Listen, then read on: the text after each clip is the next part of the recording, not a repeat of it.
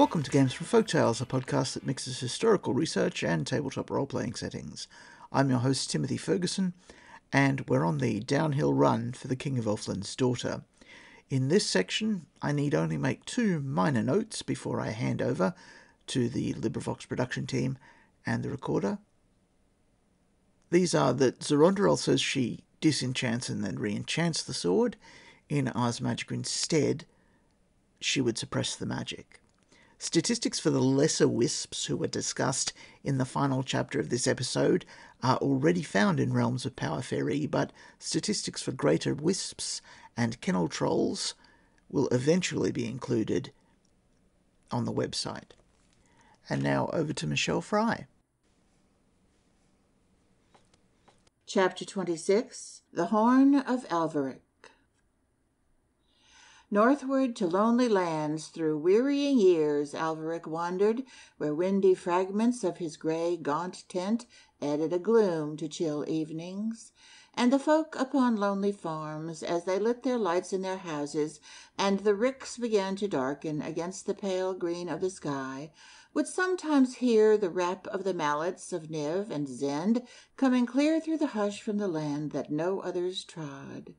And their children, peering from casements to see if a star was come, would see perhaps the queer grey shape of that tent flapping its tatters above the last of the hedgerows, where a moment before was only the grey of the gloaming.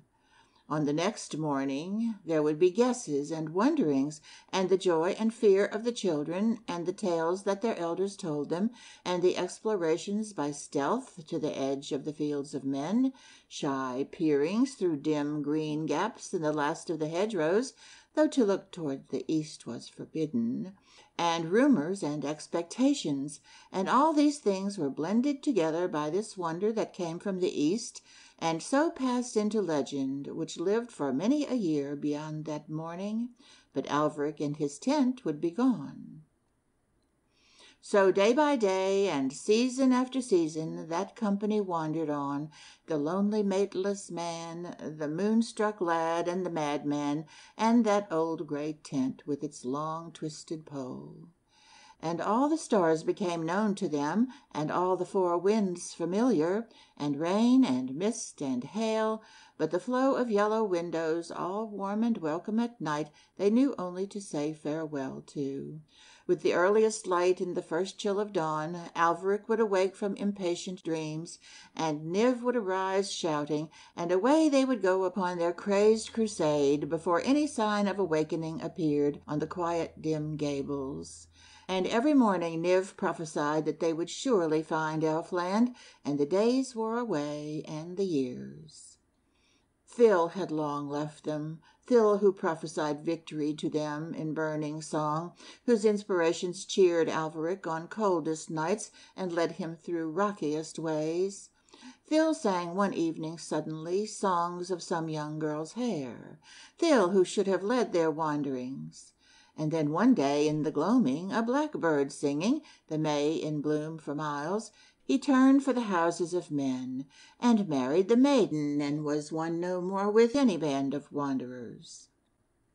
The horses were dead. Niv and Zend carried all they had on the pole. Many years had gone. One autumn morning Alvarek left the camp to go to the houses of men. Niv and Zend eyed each other. Why should Alvarek seek to ask the way of others? For somehow or other their mad minds knew his purpose more swiftly than sane intuitions. Had he not Niv's prophecies to guide him, and the things that Zend had been told on oath by the full moon? Alvarek came to the houses of men, and of the folk he questioned, few would speak at all of things that lay to the east, and if he spoke of the lands through which he had wandered for years, they gave as little heed as if he were telling them that he had pitched his tent on the coloured layers of air that glowed and drifted and darkened in the low sky over the sunset. And the few that answered him said one thing only, that only the wizards knew. When he had learned this, Alvarek went back from the fields and hedgerows, and came again to his old grey tent in the lands of which none thought, And Niv and Zend sat there silent, eyeing him sideways, for they knew he mistrusted madness and things said by the moon.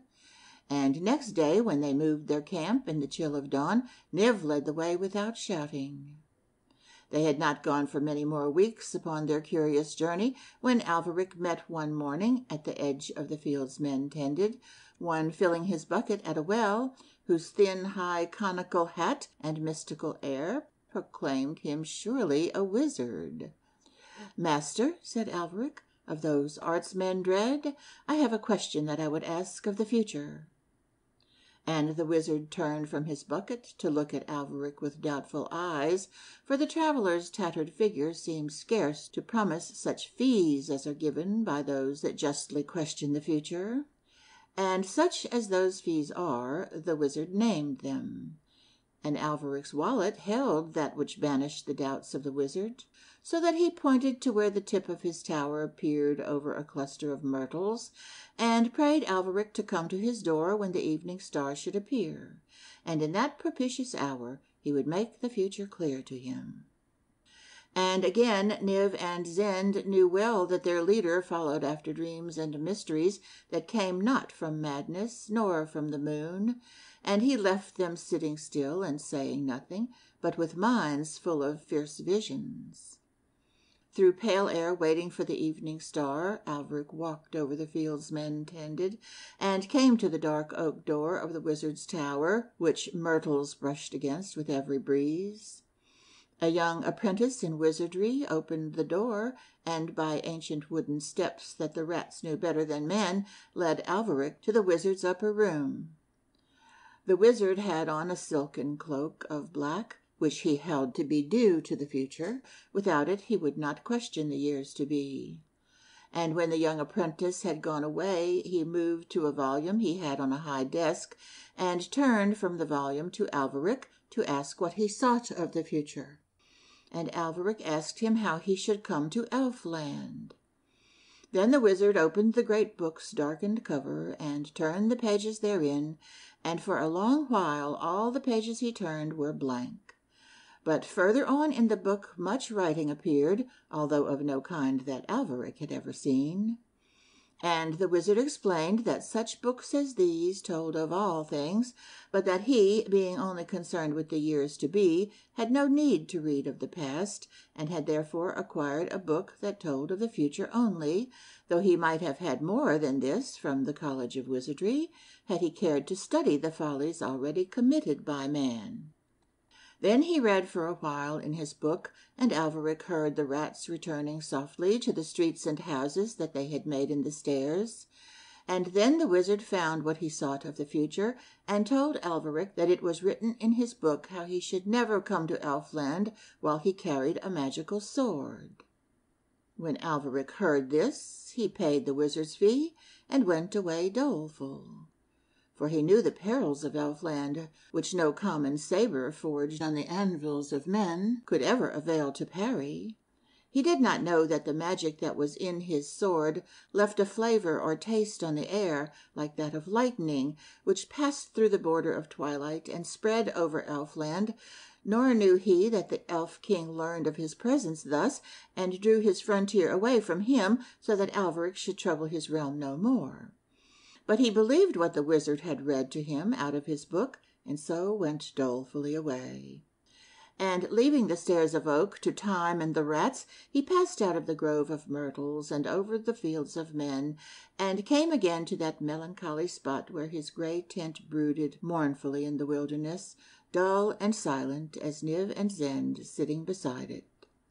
And after that they turned and wandered southwards, for all journeys now seemed equally hopeless to Alvarek, who would not give up his sword to meet magical perils without magical aid, and Niv and Zend obeyed him silently, no longer guiding him with raving prophecies or with things said by the moon, for they knew he had taken counsel with another.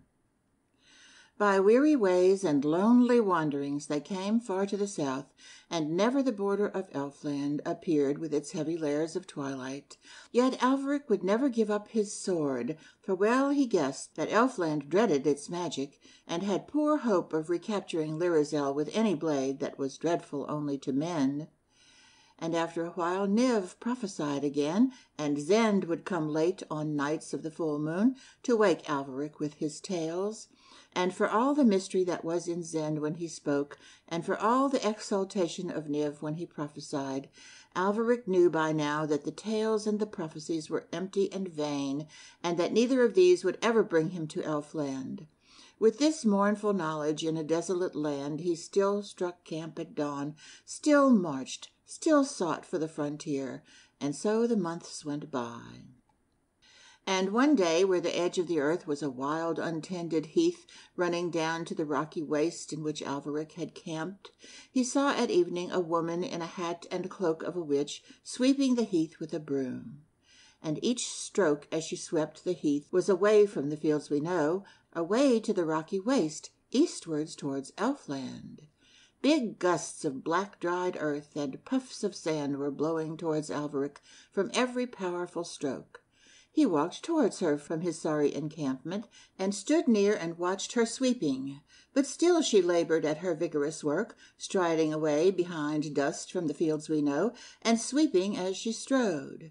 And after a while she lifted her face as she swept, and looked at Alvarek, and he saw that it was the witch Zerundarel. After all these years he saw that witch again, and she saw beneath the flapping rags of his cloak that sword that she had made for him once on her hill. Its scabbard of leather could not hide from the witch that it was the very sword, for she knew the flavor of magic that rose from it faintly and floated wide through the evening. "Mother Witch," said Alvarek, and she curtsied low to him, magical though she was, and aged by the passing of years that had been before Alvarek's father, and though many in Earl had forgotten their lord by now, yet she had not forgotten. He asked her what she was doing there on the heath with her broom in the evening. "Sweeping the world," she said.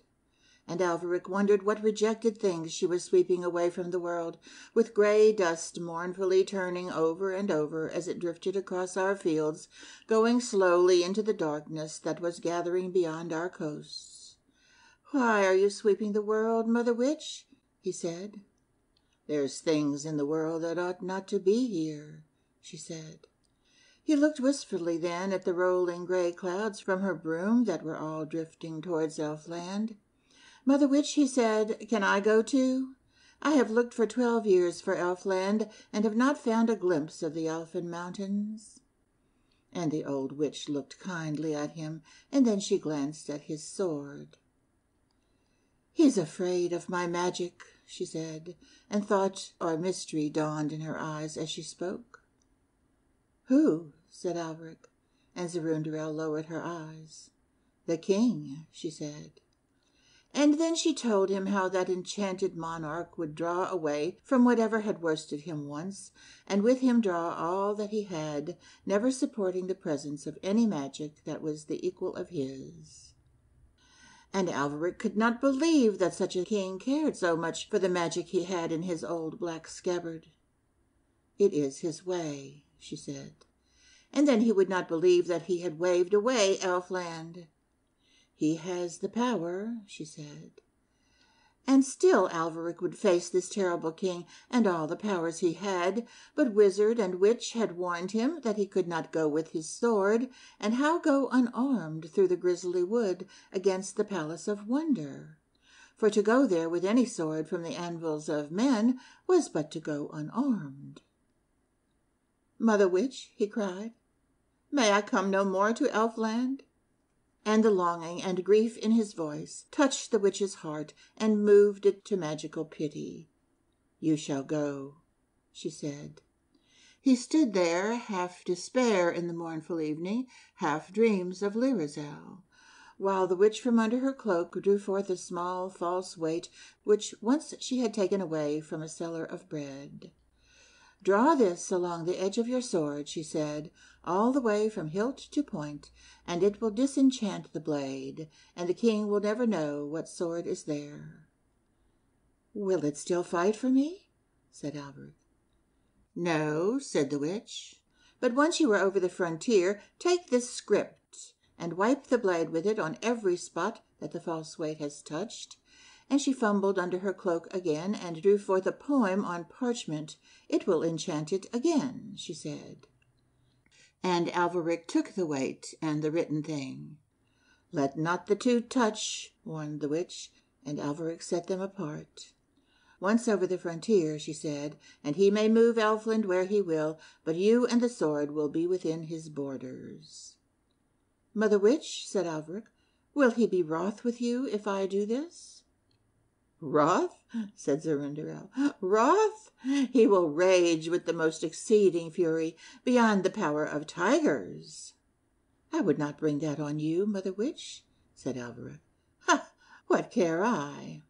Night was advancing now, and the moor and the air growing black like the witch's cloak.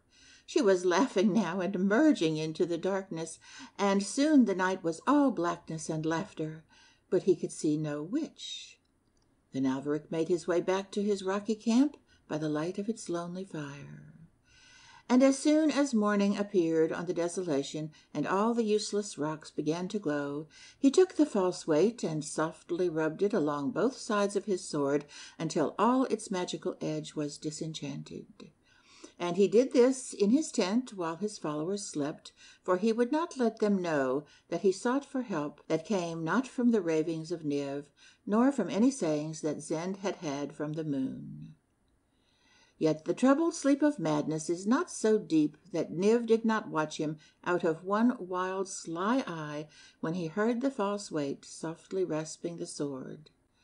And when this was secretly done and secretly watched, Alvarek called to his 2 men, and they came and folded up the tattered tent, and took the long pole and hung their sorry belongings upon it, and on went Alvarek along the edge of the fields we know, impatient to come at last to the land that so long eluded him. And Niv and Zend came behind with the pole between them, with bundles swinging from it and tatters flying. They moved inland a little towards the houses of men to purchase the food they needed, and this they bought in the afternoon from a farmer who dwelt in a lonely house, so near to the very edge of the fields we know that it must have been the last house in the visible world. And here they bought bread and oatmeal and cheese and a cured ham and other such things, and put them in sacks and slung them over their pole. Then they left the farmer and turned away from his fields and from all the fields of men. And as evening fell, they saw just over the hedge, lighting up the land with a soft, strange glow that they knew to be not of this earth, that barrier of twilight that is the frontier of Elfland. "Lirazel!" shouted Alvarek, and drew his sword and strode into the twilight. And behind him went Niv and Zend, with all their suspicions flaming now into jealousy of inspirations or magic that were not theirs. Once he called Lirazel, then, little trusting his voice in that wide, weird land, he lifted his hunter's horn that hung by his side on a strap. He lifted it to his lips and sounded a call, weary with so much wandering. He was standing within the edge of the boundary. The horn shone in the light of Elfland. Then Niv and Zend dropped their pole in the unearthly twilight, where it lay like the wreckage of some uncharted sea, and suddenly seized their master. "A land of dreams," said Niv. "Have I not dreams enough?" "There is no moon there," cried Zend. Alvarek struck Zend on the shoulder with his sword, but the sword was disenchanted and blunt and only harmed him slightly. Then the two seized the sword and dragged Alvarek back, and the strength of the madman was beyond what one could believe. They dragged him back again to the fields we know, where the two were strange and were jealous of other strangeness, and led him far from the sight of the pale blue mountains. He had not entered Elfland, but his horn had passed the boundary's edge and troubled the air of Elfland, uttering across its dreamy calm one long, sad, earthly note. It was the horn Lirazel heard as she spoke with her father. End of chapter 26, The Horn of Alvarek. Chapter 27, The Return of Lorelu. Over hamlet and castle of Earl, and through every nook and crevice of it, spring passed.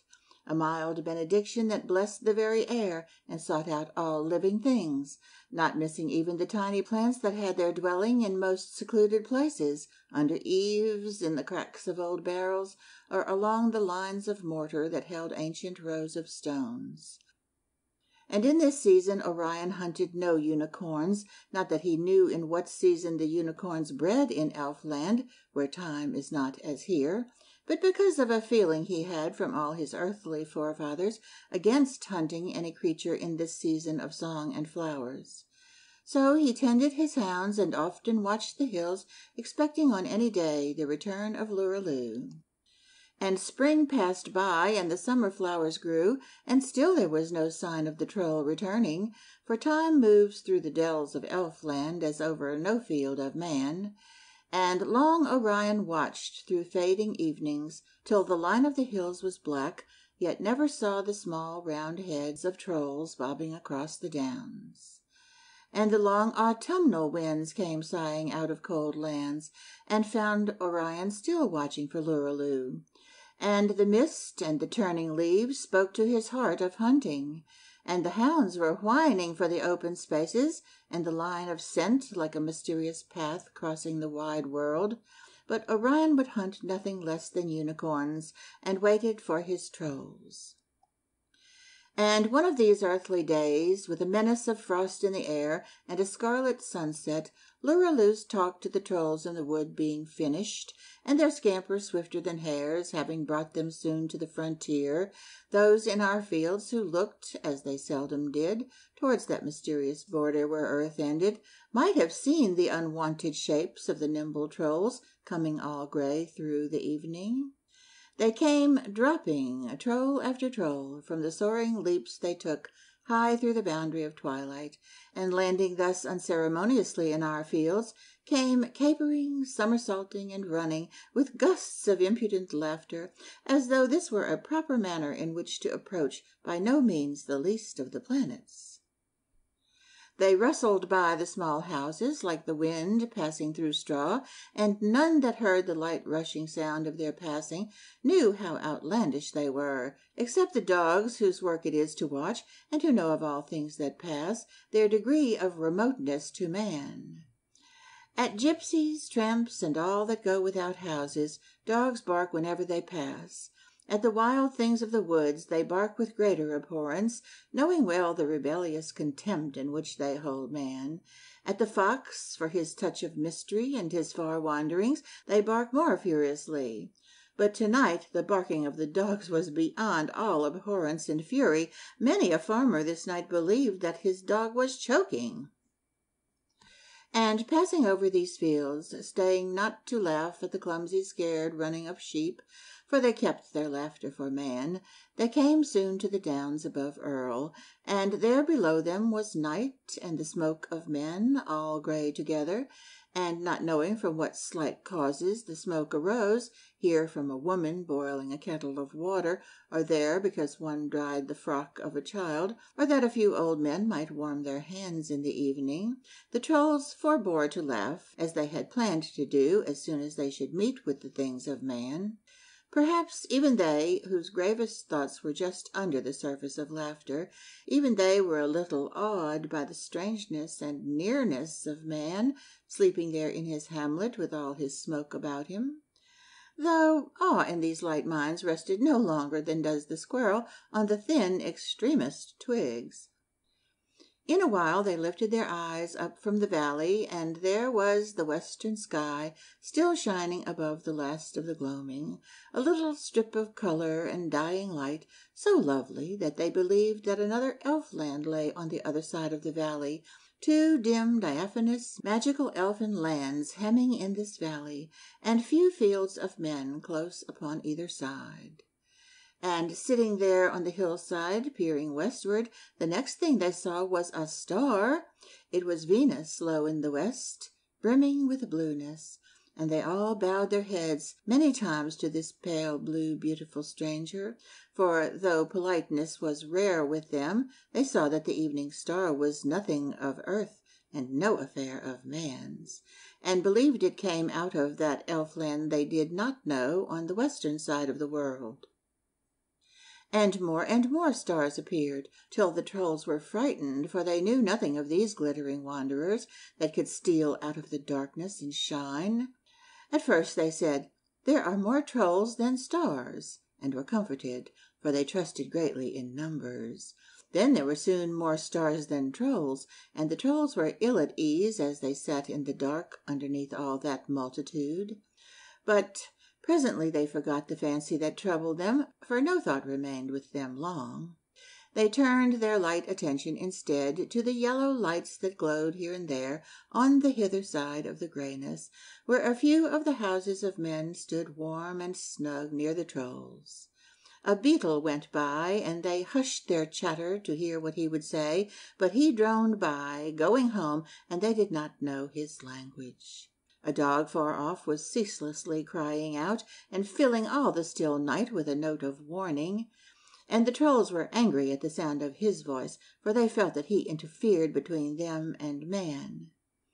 Then the soft whiteness came out of the night and lit on the branch of a tree, and bowed its head to the left and looked at the trolls, and then bowed over to the right and looked at them again from there. And then back it left again, for it was not sure about them. "An owl," said Lorelu, and many besides Lorelu had seen his kind before, for he flies much along the edge of Elfland. Soon he was gone, and they heard him hunting across the hills and the hollows, and then no sound was left but the voices of men, or the shrill shouts of children, and the bay of the dog that warned men against the trolls. A sensible fellow, they said of the owl, for they liked the sound of his voice, but the voices of men and their dogs sounded confused and tiresome.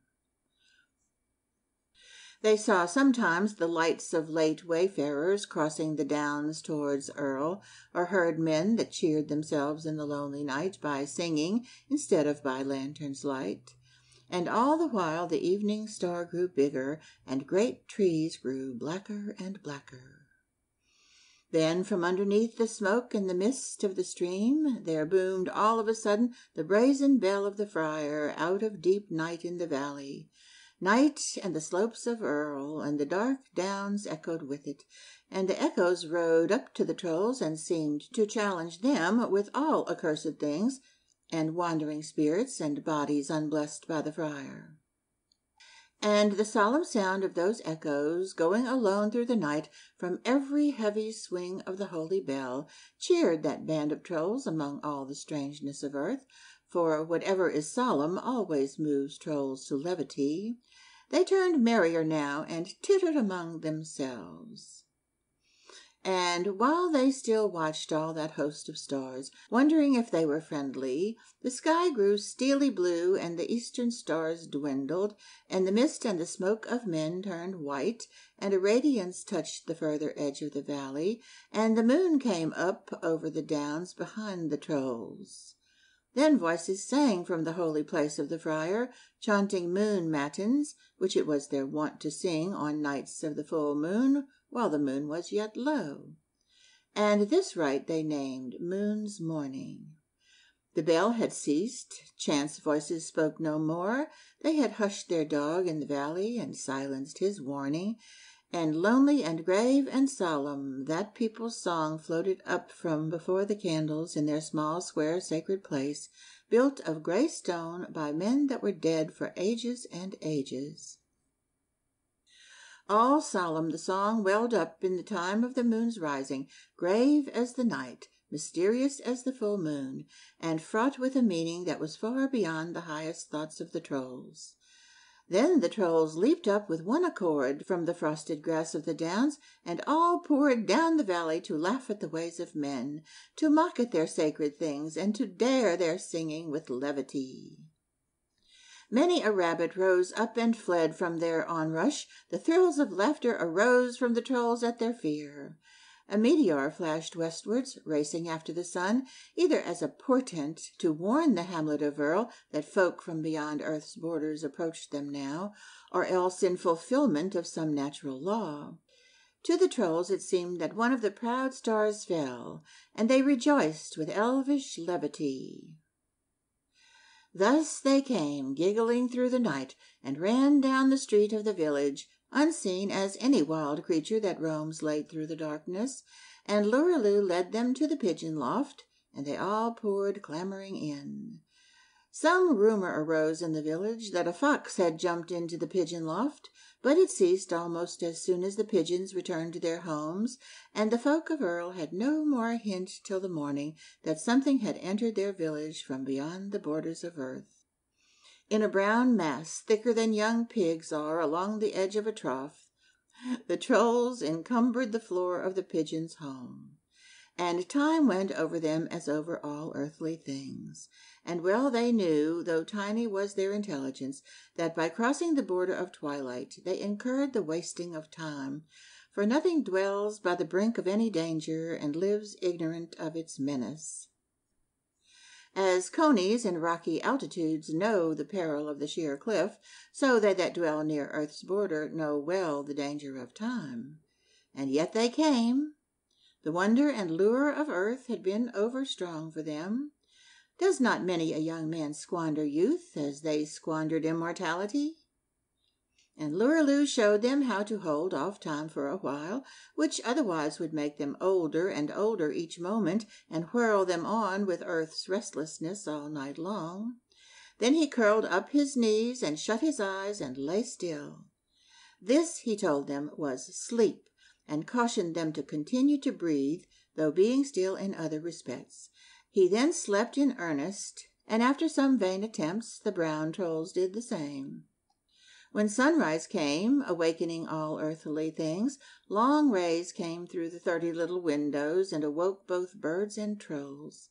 And the mass of Trolls went to the windows to look at earth, and the pigeons fluttered to rafters and jerked sidelong looks at the Trolls, and there that heap of Trolls would have stayed, crowded high on each other's shoulders, blocking the windows while they studied the variety and restlessness of earth, finding them equal to the strangest fables that wayfarers had brought to them out of our fields. And though Lorelu often reminded them, they had forgotten the haughty white unicorns that they were to hunt with the dogs. But Lorelu, after a while, led them down from the loft and brought them to the kennels, and they climbed up the high palings and peered over the top at the hounds. When the hounds saw those strange heads peering over the palings, they made a great uproar, and presently folk came to see what troubled the hounds, and when they saw that mass of Trolls all round the top of the palings, they said to each other, and so said all that heard of it, "There is magic in Earl now." End of chapter 27. The Return of Lorelu. Chapter 28. A chapter on unicorn hunting. None in Earl was so busy but that he came that morning to see the magic that was newly come out of Elfland, and to compare the Trolls with all that the neighbours said of them. And the folk of Earl gazed much at the Trolls, and the Trolls at the folk of Earl, and there was great merriment, for as often happens with minds of unequal weight, each laughed at the other. And the villagers found the impudent ways of the bare, brown, nimble Trolls no funnier, no more meet for derision than the Trolls found the grave high hats, the curious clothes, and the solemn air of the villagers. And Orion soon came too, and the folk of the village doffed their long thin hats, and though the Trolls would have laughed at him also, Lorelu had found his whip, and by means of it made the mob of his impudent brethren give that salutation that is given in Elfland to those of its royal line. When noonday came, which was the hour of dinner, and the folk turned from their kennels, they went back to their houses, all praising the magic that was come at last to Earl. During the days that followed, Orion's hounds learned that it was vain to chase a Troll, and unwise to snarl at one, for, apart from their elvish speed, the Trolls were able to leap into the air far over the heads of the hounds, and when each had been given a whip, they could repay snarling with an aim that none on earth was able to equal, except those whose sires had carried a whip with hounds for generations. And one morning Orion came to the pigeon loft and called to Lorelu early, and he brought out the trolls, and they went to the kennels, and Orion opened the doors, and he led them all away eastwards over the downs. The hounds moved all together, and the trolls with their whips ran beside them like a flock of sheep surrounded by numbers of collies. They were away to the border of Elfland to wait for the unicorns, where they come through the twilight to eat the earthly grasses at evening. And as our evening began to mellow the fields we know, they were come to the opal border that shut those fields from Elfland. And there they lurked as earth's darkness grew, and waited for the great unicorns. Each hound had its troll beside it, with the troll's right hand along its shoulder or neck, soothing it, calming it, holding it still, while the left hand held the whip.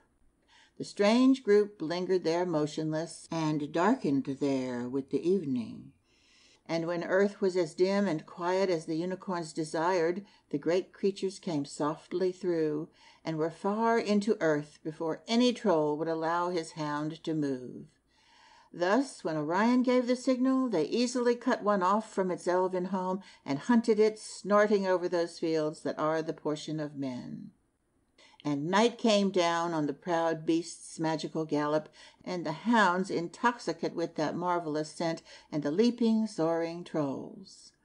And when jackdaws on the highest towers of Earl saw the rim of the sun all red above frosted fields, Orion came back from the downs with his hounds and his trolls, carrying as fine a head as a unicorn hunter could wish. The hounds, weary but glad, were soon curled up in their kennels, and Orion in his bed, while the trolls in their pigeon loft began to feel, as none but Lorelu had felt ever before, the weight and the weariness of the passing of time. All day Orion slept, and all his hounds, none of them caring how it slept or why, while the trolls slept anxiously, falling asleep as fast as ever they could, in the hope of escaping some of the fury of time, which they feared had begun to attack them. And that evening, while still they slept, hounds, trolls, and Orion, there met again in the forge of Gnarl, the Parliament of Earl. From the forge to the inner room came the 12 old men, rubbing their hands and smiling, ruddy with health and the keen north wind and the cheerfulness of their forebodings, for they were well content at last that their lord was surely magic, and foresaw great doings in Earl. "Folklings," said Gnarl to them all, naming them thus after an ancient wont, "is it not well with us and our valley at last?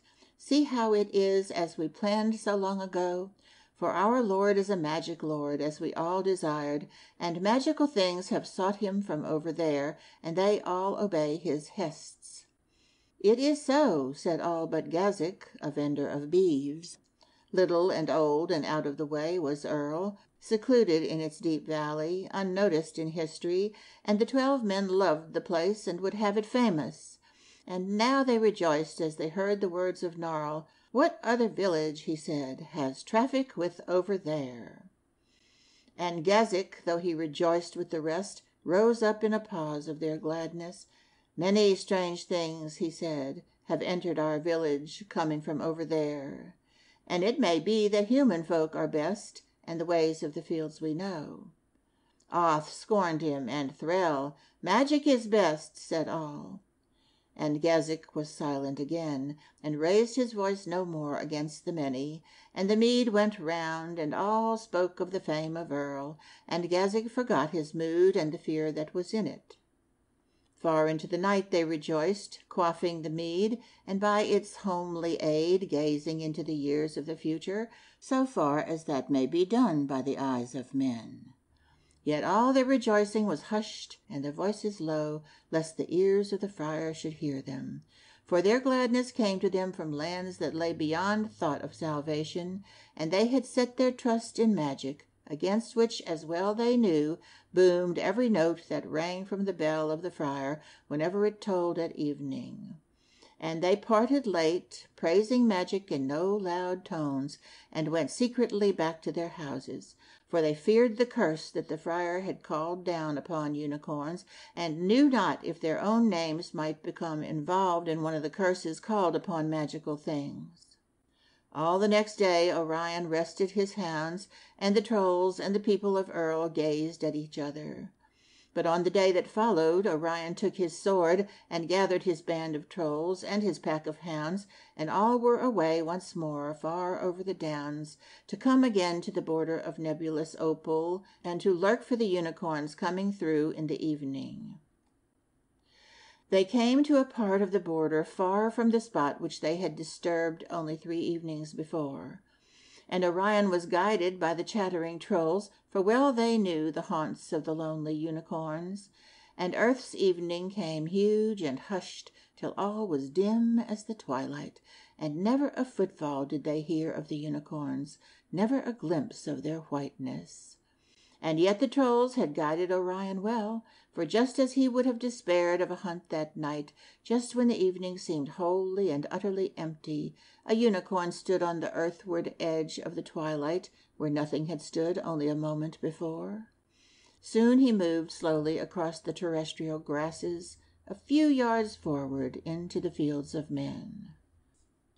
Another followed, moving a few yards also, and then they stood for 15 of our earthly minutes, moving nothing at all except their ears. And all that while the trolls hushed every hound, motionless under a hedge of the fields we know. Darkness had all but hidden them when at last the unicorns moved. And as soon as the largest was far enough from the frontier, the trolls let loose every hound, and ran with them after the unicorn with shrill yells of derision, all sure of his haughty head.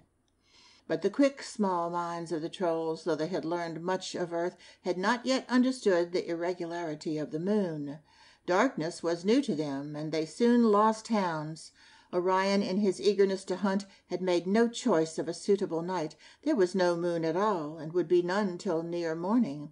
Soon he also fell behind. Orion easily collected the trolls. The night was full of their frivolous noises, and the trolls came to his horn, but not a hound would leave that pungent magical scent for any horn of man. They straggled back next day, tired, having lost their unicorn.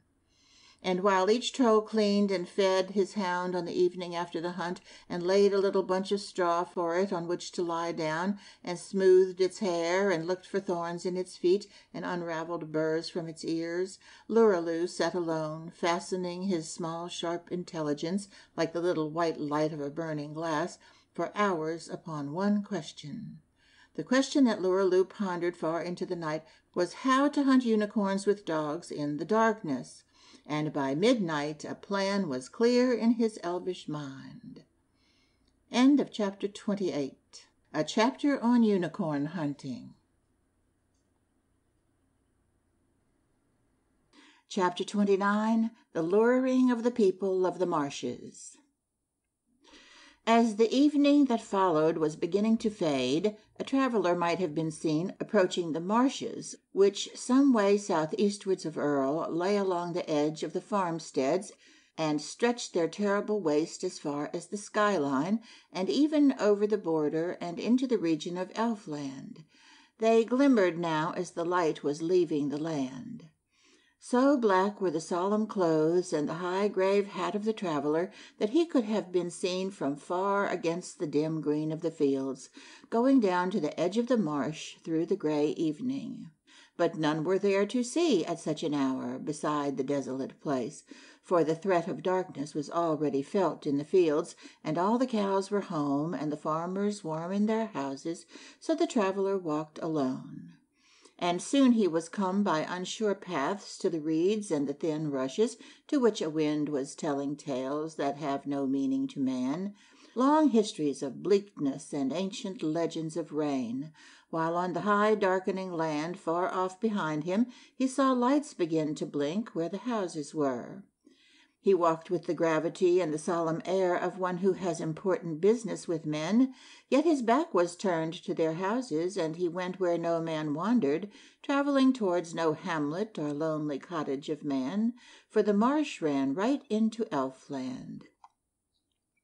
Between him and the nebulous border that divides earth from Elfland there was no man whatever, and yet the traveller walked on as one that has a grave errand. With every venerable step that he took, bright mosses shook, and the marsh seemed about to engulf him, while his worthy staff sank deep into slime, giving him no support, and yet the traveller seemed only to care for the solemnity of his pacing. Thus he went on over the deadly marsh with the deportment suitable to the slow procession when the elders open the market on special days, and the gravest blesses the bargaining, and all the farmers come to the booths and barter. And up and down, songbirds went wavering home, skirting the marsh's edge on their way to their native hedges. Pigeons passed landward to roost in high dark trees. The last of the multitude of rooks was gone, and all the air was empty.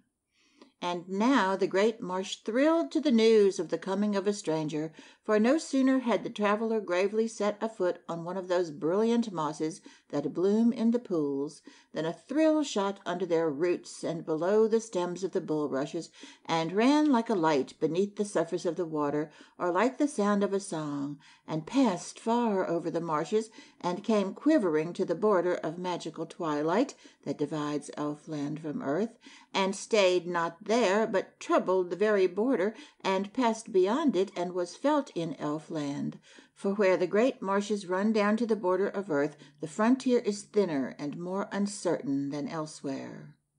And as soon as they felt that thrill in the deep of the marshes, the will-o'-the-wisps soared up from their fathomless homes, and waved their lights to beckon the traveller on, over the quaking mosses at the hour when the duck were flighting.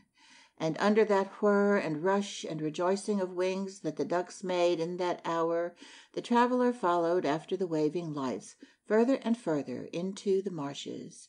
Yet sometimes he turned from them, so that for a while they followed him instead of leading as they were accustomed to do, till they could get round in front of him and lead him once more. A watcher, if there had been one in such bad light and in such a perilous place, had noticed after a while in the venerable traveller's movements a queer resemblance to those of the hen-green plover when she lures the stranger after her in spring away from the mossy bank where her eggs lie bare. Or perhaps such a resemblance is merely fanciful, and a watcher might have noticed no such thing. At any rate, on that night in that desolate place there was no watcher whatever. And the traveller followed his curious course, sometimes towards the dangerous mosses, sometimes towards the safe green land, always with grave demeanour and reverent gait, and the will-o'-the-wisps in multitudes gathered about him. And still that deep thrill that warned the marsh of a stranger throbbed on through the ooze, below the roots of the rushes, and did not cease, as it should as soon as the stranger was dead, but haunted the marsh like some echo of music that magic has made everlasting, and troubled the will-o'-the-wisps even over the border in Elfland. Now it is far from my intention to write anything detrimental to will-o'-the-wisps, or anything that may be construed as being a slight upon them. No such construction should be put upon my writings. But it is well known that the people of the marshes lure travellers to their doom, and have delighted to follow that avocation for centuries, and I may be permitted to mention this in no spirit of disapproval.